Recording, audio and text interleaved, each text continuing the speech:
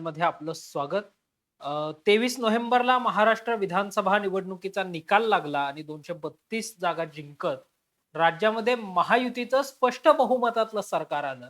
त्यानंतर तब्बल 12 दिवसांनी 5 डिसेंबरला मुख्यमंत्री पदाची देवेंद्र फडणवीसांनी, उपमुख्यमंत्री पदाची एकनाथ शिंदे आणि अजित पवार यांनी शपथ घेतली. त्यानंतर पुन्हा 10 दिवसांनी राज्य मंत्रिमंडळाचा पहिला विस्तार झाला आणि या पहिल्या विस्तारामध्ये 39 मंत्र्यांनी शपथ घेतली. याच्यामध्ये 33 कॅबिनेट आणि 6 राज्यमंत्र्यांनी जी आहे ती शपथ घेतली. त्यानंतर 21 तारखेला खातेवाटप जे आहे ते जाहीर करण्यात आलं आणि हे खातेवाटप जाहीर झाल्यानंतर प्रत्येक मंत्र्यांना जे आहे ते खातं देण्यात आलं. मग शिवसेनेच्या वाट्याला जर आपण पाहिलं एकनाथ शिंदेकडे 3 खाती देण्यात आली, ज्याच्यामध्ये नगरविकास, सार्वजनिक बांधकाम, गृहनिर्माण अशा महत्त्वाच्या खात्यांचा समावेश आहे.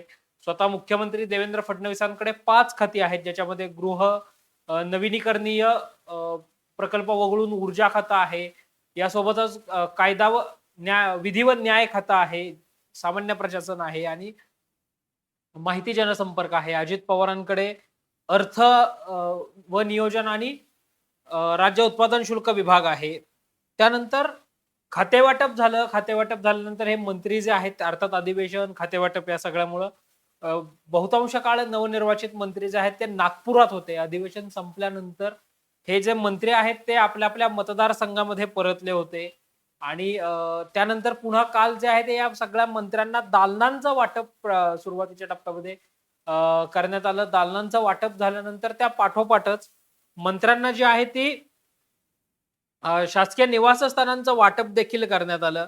मात्र या शासकीय निवासस्थानांच्या वाटपावरून, शासकीय निवासस्थानांच्या मध्ये जी बंगले मिळालेले आहेत, यावरून कुठेतरी पुन्हा एकदा शिवसेना भाजपामध्ये नाराजी नाट्य रंगलंय की काय, अशा चर्चा आता सुरू झाल्याचं आपल्याला पाहायला मिळत आहे. याच्यामध्ये जर आपण पाहिलं तर भाजपच्या नेत्यांना फ्लॅट बंगले दिले गेलेत आणि शिवसेनेच्या नेत्यांना फ्लॅट दिले गेलेत, असं म्हणत काही नेत्यांनी नाराजी व्यक्त केल्याची बातमी किंवा तशा चर्चा ज्या आहेत त्या येताना पाहायला मिळत असतात.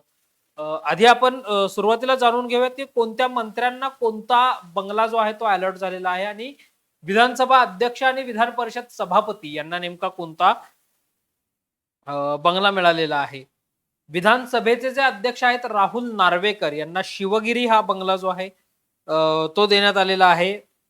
विधान परिषद सभापती प्राध्यापक राम शिंदे यांना ज्ञानेश्वरी हा बंगला जो आहे तो देण्यात आलेला आहे. महसूल मंत्री चंद्रशेखर बावनकुळे यांना रामटेक हा बंगला देण्यात आलेला आहे.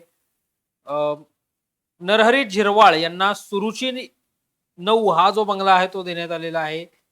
राधाकृष्ण विखे पाटलांना रॉयल स्टोन बंगला जो आहे तो देण्यात आलेला आहे. संजय सावकर यांना अंबर 32, हसन मुश्रीफांना क 8 विशाळगड, संजय क्षीरसागरांना अंबर 38, चंद्रकांत पाटलांना ब 1 सिंहगड, प्रताप सरनाईकांना अवंती 5, गिरीश महाजनांना सेवा सदन, भरत गोगावलेंना सुरुची 2 हा फ्लॅट देण्यात आलेला आहे.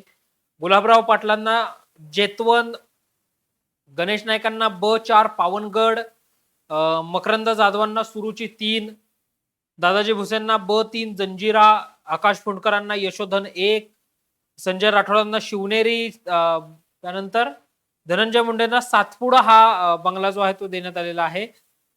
बाबासाहेब पाटलांना सुरुची 8, मंगलप्रभात लोढांना ब 5 विजयदुर्ग, प्रकाश आंबेडकरांना सुरुची 15, विजय सावंतांकडे मात्र मुक्तगिरी हाच त्यांचा जो बंगला आहे तो देण्यात आलेला आहे. माधुरी मिसाळ ज्या राज्यमंत्री आहेत त्यांना सुरुची 18, जयकुमार रावलांकडे चित्रकूट, मेघना बोर्डीकर राज्यमंत्री जे आहेत त्यांच्याकडे सुनीती 6, पंकजा मुंडे ज्या राज्याच्या पर्यावरण, वातावरणीय बदल आणि पशुसंवर्धन खात्याच्या मंत्री आहेत त्यांना पर्णकुटी हा बंगला देण्यात आलेला आहे शासकीय.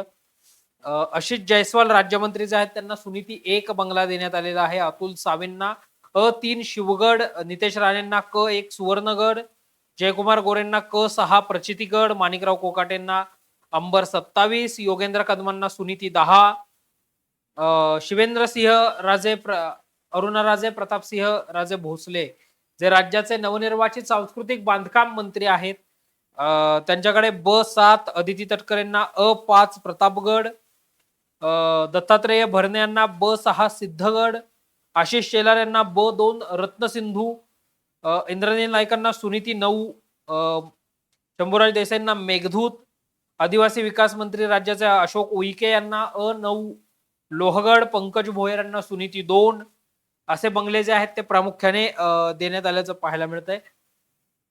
मंत्री आणि राज्यमंत्र्यांना जे आहे ते शासकीय निवासस्थानांचं वाटप करण्यात आलंय, दालनांचं वाटप करण्यात आलेलं आहे.